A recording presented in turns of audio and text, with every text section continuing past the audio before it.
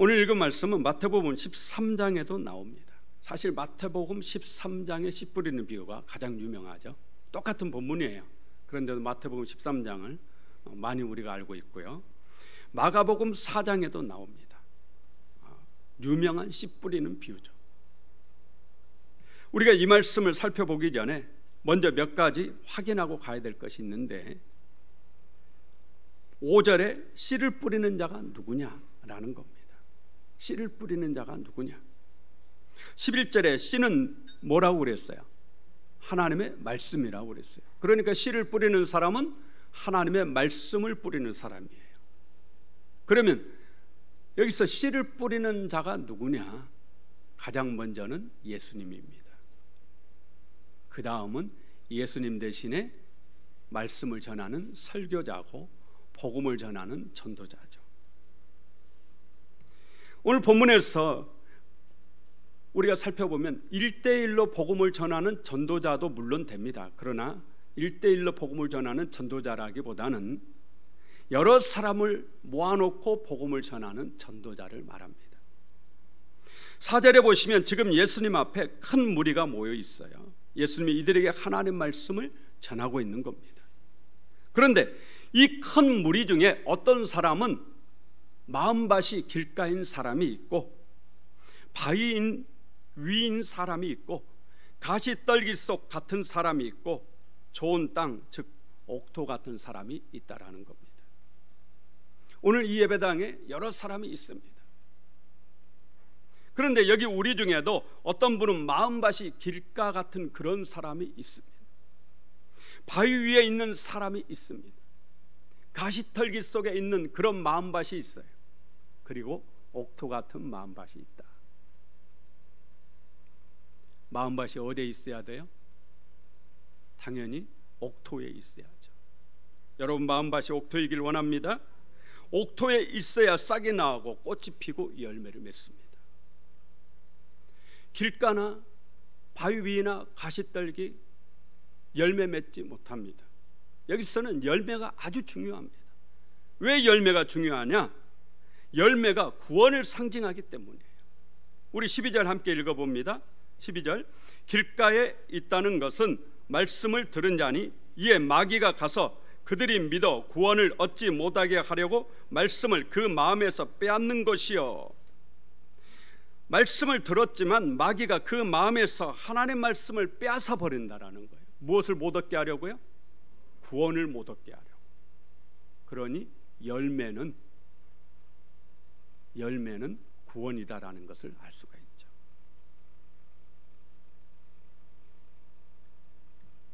말씀의 씨가 떨어져 열매를 맺어야 구원을 얻는 겁니다. 씨가 떨어진 것 가지고서는 구원을 못 얻는다. 싹이 난 것 가지고서는 구원을 못 얻는다는 거예요. 반드시 구원의 열매를 맺어야 됩니다. 열매가 구원입니다. 마음밭이 길가에 있는 사람에게 말씀의 씨가 떨어졌습니다. 그런데 길가가 어떤 곳입니까? 수많은 사람들이 다녀서 너무너무 딱딱해진, 원래는 밭과 똑같았어요. 그런데 수많은 사람이 그곳을 계속 다니다 보니까 아주 딱딱해져가지고, 이곳에 씨가 떨어져도 씨가 흙 속으로 파묻힐래야 파묻힐 수가 없는 겁니다. 밖으로 다 노출되어 있어요. 당연히 새들의 밥이 될 수밖에 없죠. 저희 시골 동네는 수박도 유명하지만 땅콩 재배도 정말 많이 했어요. 해마다 봄 되면 농부가 땅콩을 이렇게 심거든요. 그러면 새들이, 특히 비둘기들이 그 땅콩을 다 파내 먹습니다. 그런데 농부가 땅콩을 심을 때 병에 걸리지 말라고 약을 발라서 심거든요. 그래서 요맘때 되면은 저희 시골에 이 길가에 비둘기가 수도 없이 많이 죽어 있어요. 그 약 발라놓은 땅콩을 먹고. 그러니 흙 속에 있어도 그러는데 노출이 되어 있으면 요즘은 참깨도 포토 재배를 한다더라고요. 포토 재배를 해서 심어야지 그냥 심으면 새들이 다 먹어버린대. 그런데 길가에 다 노출되어 있으니 이거는 새들의 밥이죠. 그렇다면 마음밭이 길가인 사람은 어떤 사람이냐? 길가니까 마음이 딱딱한 사람이죠. 고정관념에 사로잡힌 사람. 지금 예수님 앞에 수많은 무리가 있어요. 4절에 큰 무리라고 그러죠. 수많은 무리가 있어요. 이 사람들은 예수님의 말씀을 듣기 위해서, 하나님 나라의 말씀을 듣기 위해서 와 있는 사람들이 대부분입니다. 하지만 그들 중에 몇 명은 대제사장과 바리새인들이 파견한 사람들이 있습니다. 그 사람들이 그 자리에 앉아 있는 거예요. 그래서 예수님이 설교를 하면 그 누구보다도 잘 듣습니다. 귀를 쫑긋 세우고 들어요. 그런데 믿으려고 듣는 것이 아니고 뭐 하려고 들어요? 흠을 잡으려고. 흠 잡을 것이 없는지, 예수님 말씀을 들으면서 흠 잡을 것이 없는지 그걸 듣는 거예요. 그걸. 그러니 이런 사람이 아무리 말씀을 많이 들어도 씨가 떨어져서 싹이 나올 리가 없죠. 마귀가 듣는 순간에 하나님 말씀을 가져가 버려요. 절대 구원받을 수가 없겠죠. 마음밭에 씨가 박히질 않습니다. 싹이 날 겨를도 없이 마귀가 빼앗아가 버리는 거죠. 두 번째 밭은 6절에 덜어는 바위 위에 떨어지매 싹이 났다가 습기가 없으므로 말랐고, 씨가 바위 위에 떨어졌는데 싹이 났다고 그랬어요. 이거는 바위 위에 흙이 조금 있었다라는 거죠. 바위 위에 흙이 있지만 이 흙은 깊지가 않습니다. 아주 얇죠. 흙이 얇게라도 있으니까 싹이 나온 겁니다. 그런데 흙이 너무 얇아요. 뿌리를 내려야 되는데 내릴 수가 없어요. 바위가 딱 밑에 버티고 있기 때문에 내릴 수가 없어요. 결국 어떻게 됩니까? 습기가 없어서 말라 죽었다. 이 구절에 대한 해석이 13절에 있습니다. 13절 함께 읽습니다. 바위 위에 있다는 것은 말씀을 들을 때 기쁨으로 받으나 뿌리가 없어 잠깐 믿다가 시련을 당할 때 배반하는 자요. 아멘. 전도할 때 보면 안 믿는 사람 중에, 교회 안 다니는 분 중에 왜 과거에 여전도 회장님이 그렇게 많은 줄 모르겠어요. 목사님, 저도 옛날에는 여전도 회장까지 했습니다. 아마 우리 여호수아 전도대원 분들 종종 들으셨을 거예요. 나도 옛날에 여전도 회장이었다라는 거예요. 그런데 지금은 안 믿는다라는 거예요. 교회에서 시험 들었다라는 거예요. 왜 이렇게 된 겁니까? 시험 든다고 해서 다 안 믿는 거 아니에요. 바위 위에 씨가 떨어져 있는 겁니다. 그래서 뿌리를 내리긴 내렸는데 깊이 내리질 못한 겁니다. 밑에 바위가 딱 버티고 있기 때문이죠. 저는 바위 위 같은 마음인 사람을 교회에서 봤습니다. 이런 분은 항상 자기만의 기준이 있어요. 목사님, 저는 주일날만 교회 나오겠습니다. 수예배라든지 새벽기도에는 저한테 말씀하지 마세요. 어떤 사람은 예수는 믿더라도 너무 깊이 빠지지 마라, 그렇게 말합니다. 저는 빠질 수만 있다면 더 깊이 예수님께 빠지고 싶어요. 빠지고 싶은데 잘 안 빠져서 오히려 저는 너무 마음이 아픈 사람이에요.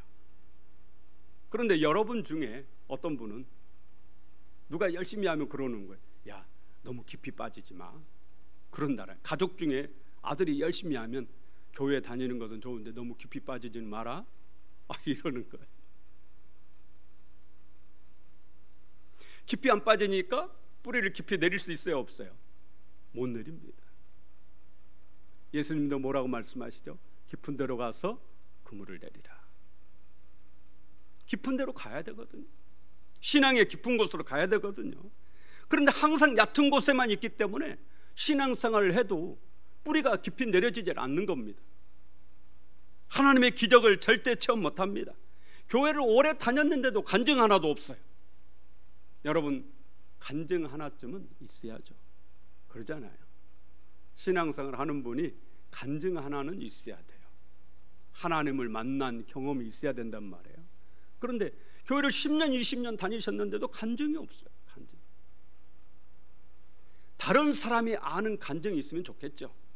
그러나 다른 사람에게 설령 보여줄 보여지는 그런 간증은 아닐지라도 나만의 간증이라도 있어야 되거든. 기도받은, 응답받은 그런 확신이 있는 그런 경험이라도 있어야 되거든. 간증이 있는 신앙 되시길 바랍니다. 뿌리를 깊이 내리지 않으니까, 깊은 데로 가지 않으니까 아무런 기적이 없는 거예요. 하나님을 만날 기회가 없는 거예요. 조금만 어려운 일이 생기면 와르르 무너집니다. 조금만 시험될 일이 생겨도 와르르 무너져요. 여전도 회장이 아니라 목사도 무너집니다. 뿌리를 깊이 내리지 않으면. 마태복음 13장에서는 바위 위를 돌짝밭이라고 했습니다. 돌짝밭을 옥토로 만들려면 돌을 하나하나 다 주워내야 됩니다.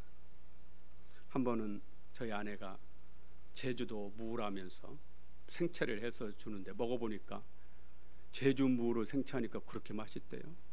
제주 무 광고하는 것은 아닙니다. 그런데 제주 무로 생채하니까 그렇게 맛있더라고요. 근데 여러분 제주도 가보셔서 알죠? 밭이 있는 곳마다 다 돌담이 있습니다. 그 돌이 원래 어디에 있던 거예요? 밭에가 있던 거죠. 농부가 밭에 있는 이 돌을 다 주워내서 가로 쭉 돌담을 쌓았어요. 그리고 이 땅이 옥토가 된 겁니다. 자갈이 있다고 해서 내 마음밭에 자갈이 있다고 해서 돌짝밭이라고 해서 옥토가 되지 말라는 법이 없어요. 내 마음밭에서 그 돌들을, 자갈들을 다 주워내야 돼요. 그러면 옥토가 되는 거죠.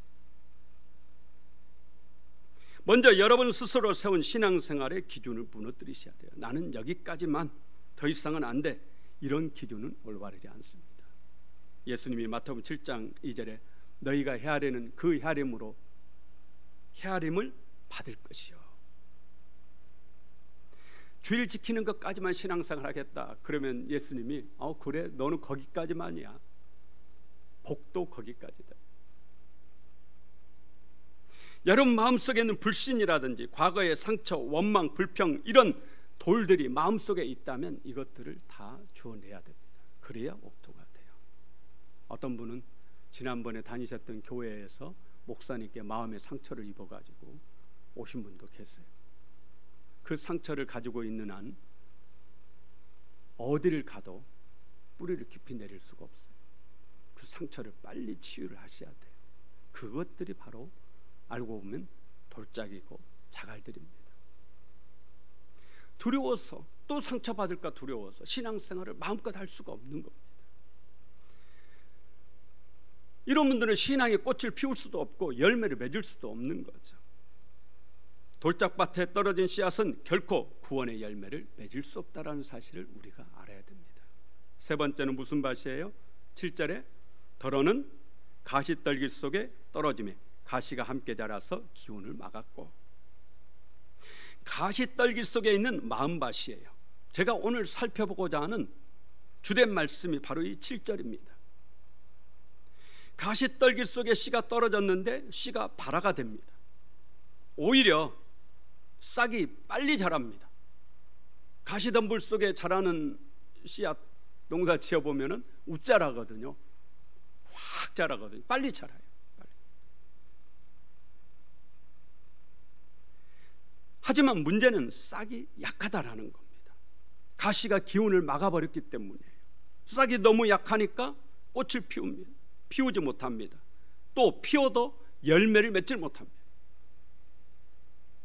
예수님은 가시떨기 속 마음밭에 대해서 14절에 이렇게 말씀합니다. 14절 함께 읽습니다. 가시떨기에 떨어졌다는 것은 말씀을 들은 자이나 지내는 중 일생의 염려와 재물과 향락의 기운이 막혀 온전히 결실하지 못하는 자요. 아멘. 전도자를 통해서 하나님의 말씀을 들었습니다. 하나님 말씀을 듣고 너무 기뻐서 신앙으로 살려고 교회에 나왔습니다. 처음에는 정말 열심히 신앙생활을 하는 겁니다. 그런데 신앙생활이라는 것이 한 번, 두 번, 1년 이렇게 하고 마는 게 아니거든요. 그렇게 한두 번 열심히 낸다고 해서 되는 게 아니거든. 매일매일 믿음으로 살아야죠. 매주일마다 교회 와서 하나님께 예배를 드리고 기도도 하고 찬양도 하고 봉사도 하고 헌신도 하고 전도도 하고 선교도 해야 됩니다. 그런데 어느 날 직장 상사가 주일날 급한 용무가 있으니 출근을 하라고 그럽니다. 갈등이 생기죠. 교회냐 직장이냐. 직장에 안 나가면 나중에 어떤 불이익을 받게 될지 모르겠다. 이생의 염려가 생겼어요. 부동산을 하는데 아주 큰 고객이 하필이면 주일날 만나자라는 거예요. 그날밖에 시간이 안 된다. 계약만 하면 몇백만 원이 굴러와요. 어떻게 해야 되지? 재물이 믿음의 길을 가로막습니다. 믿지 않는 가족들이 다른 날은 시간이 안 된다면서 이번 주 일요일 날 함께 제주도에 여행, 어머니 모시고 여행 다녀오자라는 거예요. 어떡하지? 역시 향락에 발이 묶여요. 가시떨기 제거해야 옥토됩니다. 이런 가시떨기의 마음밭에서 결코 구원의 열매가 맺을 수 없다. 지금 싹이 자라고 있으니까 잘하고 있는 것처럼 보여요. 아예 길가는 싹이 안 났으니까 이건 생각할 것도 없어요. 그런데 가시떨기 속 신자는 지금 싹이 자라고 있어요. 그렇기 때문에 마치 열매를 맺을 것처럼 착각할 수 있어요. 구원 받을 것처럼 착각할 수 있어요. 지금 잘 자라고 있단 말이에요. 잘 자라고 있어요. 오히려 옥토에 떨어진 씨앗보다 어떤 때는 더 빨리 자라잖아요. 더 왕성하게 자라요. 그렇게 보여져요. 그러나 분명한 것은 가시떨기 속에 마음 마신 사람은 절대 구원의 열매를 맺지 못한다라는 거예요. 오늘 현대에 사는 그리스도인들이 이 말씀을 정말 주의 깊게 생각할 필요가 있습니다. 구원받으려면 반드시 옥토의 씨가 떨어져야 됩니다. 오늘 예수님 주신 비유 말씀에서 오직 옥토밭에 뿌려진 씨앗만이 자라서 구원의 열매를 맺었다는 사실을 기억하시길 바랍니다. 길가는 아예 생각할 필요도 없어요. 싹조차 나지 않았습니다. 돌짝밭, 가시떨기밭 싹이 났지만 식물이 자라지만 그러나 열매까지 가질 못합니다. 구원의 열매를 맺지 못해요. 오늘 예수님은 4가지 밭에 대해 말씀합니다. 이 중에 3가지 밭은 구원의 열매를 맺지 못했어요. 옥토만이 구원의 열매를 맺었습니다. 4분의 1만 구원을 받은 거죠. 그래서 좁은 문이라고 말씀하는 겁니다. 그러면 옥토가 뭐냐? 옥토는 말 그대로 좋은 땅이죠. 좋은 땅에는 자갈이 들어있지 않습니다. 뿌리를 깊이 내릴 수 있도록 돼 있어요. 여러분 혹시 보셨는가 모르겠지만 사모님이 저쪽에 나무 다 패놓고 청소해 놓으니까 거기를 집사님들, 남자 집사님들 또 저희 아들이랑 도움 받아가지고 읽어가지고 고추 모종을 심어놨어요. 그거 제가 볼 때 옥토 아니거든요. 그런데도 그 자갈 골라내느라고 정말 고생을 많이 했어요. 금년에 이제 고추가 얼마나 열릴는지 어떻게 될는지 궁금해요. 아주 궁금합니다. 아마 좋은 땅 같으면 매일 물 주지 않아도 될 거예요. 그런데 저거는 물 조금만 안 주면 그냥 딱딱해지고 그냥 바로바로 이렇게 곧 죽을 것만 같아요. 그래도 사모님이 지금 열심히 신경을 써서 관리를 하고 있는데 지켜볼 필요성이 있어요. 옥토는 돌이 없습니다. 바위도 없죠. 딱딱하지 않습니다. 부드럽죠. 부드러운 흙이에요. 가룟 유다는 처음 예수님을 따를 때 출세라는 것을 생각하고 예수님을 따르는 거예요. 그 마음밭에 큰 돌을 품고 자갈을 품고 출세라는 것을 품고 예수님을 따랐던 겁니다. 12 제자가 되고 사도도 되었지만 구원의 열매를 맺지 못하죠. 여러분 마음밭에 예수님을 따르는 이유가 정말 주님을 사랑해서 구원의 은총을 천국을 가기 위해서 이런 마음 바치길 예수 이름으로 축원합니다. 다른 이유가 아니라 여러분 마음속에 다른 이유를 자갈처럼 돌처럼 딱딱한 길가처럼 가지고 있지 마시고 여러분이 진짜 예수님을 믿는 순수한 그 마음, 그게 바로 저는 옥토라고 생각합니다. 옥토만이 구원의 열매를 맺습니다. 시골에 가면 묵밭이라는 게 있어요. 예전에는 농사를 짓는 땅이었는데 지금은 농사를 안 지은 지 오래된 밭이 묵밭입니다. 온갖 잡초로 묵밭은 가득 차 있죠. 땅을 망치고 싶으면 그냥 그대로 두면 됩니다.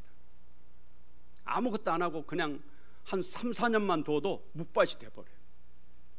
온갖 잡초로, 칡넝쿨 수 없는 잡초로 가득해.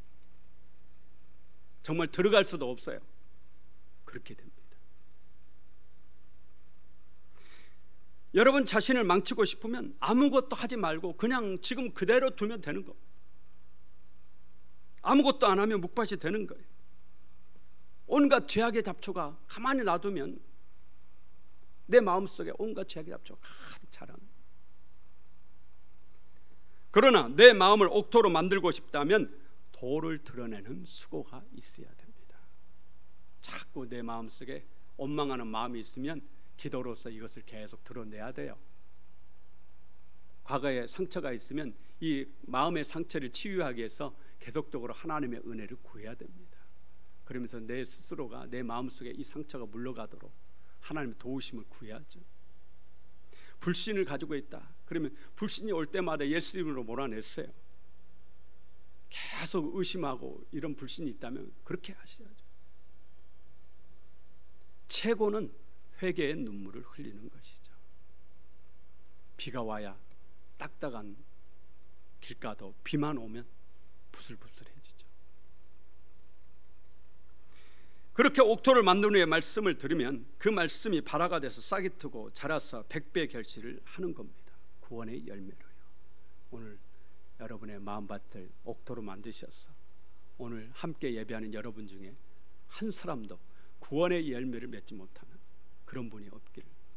교회는요, 구원받은 성도들이 모여있는 곳이죠. 목사는 구원받은 성도들과 함께 천국을 가는 그런 사람이죠. 제가 해야 될 중요한, 하나님께 받은 중요한 두 가지 임무는, 첫 번째는 여러분에게 구원의 말씀을 선포해서 구원받게 하는 것이죠.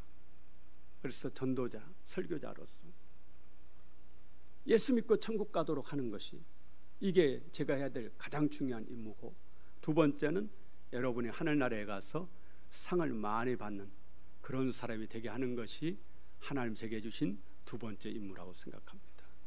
오늘 일부 예배를 드리는 여러분 모두에게 그러한 은혜가 있으시길 예수 이름으로 축원합니다.